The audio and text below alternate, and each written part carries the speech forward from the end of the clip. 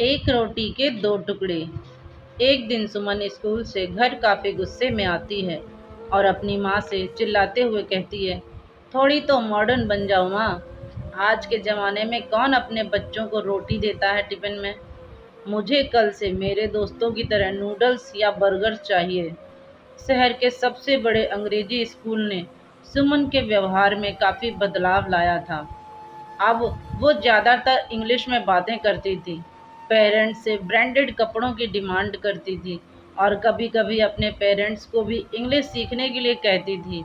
शुरू में उसके माँ-बाप उसे देखकर काफ़ी खुश हुआ करते थे, क्योंकि उनकी बेटी मोहल्ले की सबसे स्मार्ट लड़की जो बन चुकी थी।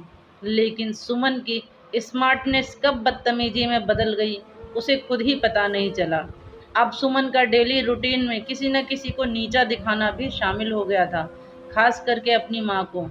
प्राइवेट ऑफिस में काम करने के कारण सुमन के पिता उसे थोड़े मॉडर्न लगते थे, लेकिन सारा दिन किचन में काम करने वाली उसकी माँ उसे खूंटे से बंधी कोई गाय नजर आती थी। अपने बच्चे को अंग्रेजी स्कूल में पढ़ाने का सपना तो इस मिडिल क्लास परिवार ने जैसे तैसे पूरा कर लिया, लेकिन जो संस्कार उन्हें लगता था कि बच्चे को बिना सिखाए ही आ जाएंगे, वो सुमन में दूर दूर तक नहीं थे। एक दिन सुमन स्कूल से काफ़ी गुस्से में घर आती है और अपनी माँ से चिल्लाते हुए कहती है, थोड़ी तो मॉडर्न बन जाओ माँ। आज के ज़माने में कौन अपने बच्चे को रोटी देता है टिफ़िन में। मुझे कल से मेरे दोस्तों की तरह नूडल्स या बर्गर चाहिए। अपनी बेटी की बात सुनकर वीणा के मुंह से आवाज़ भी नहीं निकलती। वो बस हाँ में सिर हिला देती है। यह देखकर सुमन पैर पटकते हुए घर से बाहर चली जाती है। अपने घर की गली से गुजरते वक्त उसे एक बूढ़ा व्यक्ति दिखाई देता है, जो सूखी रोटी पानी में डुबोकर एक बच्चे को खिला रहा होता है। सुमन वहीं रुककर उसे देखने लगती है। बच्चा धीरे धीरे रोटी चबा रहा होता है। इसी बीच एक कुत्ता भी बूढ़े व्यक्ति के पास आ जाता है। बूढ़ा व्यक्ति कुत्ते के सिर पर हाथ फेरता है और फिर उस एक रोटी के दो टुकड़े करके आधी रोटी उसे दे देता है। इसे देखकर बच्चा कहता है, बाबा आप क्या खाएंगे। बूढ़ा व्यक्ति बच्चे गोद में लेकर हंसते हुए कहता है कि भगवान का दिया हुआ अगला निवाला।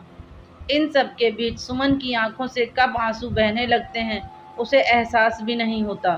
वह भागकर अपने घर गई और वहां से अपने लंच बॉक्स का बचा खाना लेकर आई और बूढ़े व्यक्ति को दे दिया। बूढ़ा व्यक्ति खाने की तरफ देखकर बोला, आप भगवान का रूप हैं मेरे लिए। सुमन वहां से मुस्कुराते हुए घर की ओर निकल जाती है और घर पहुंचकर अपनी माँ को लिपट जाती है।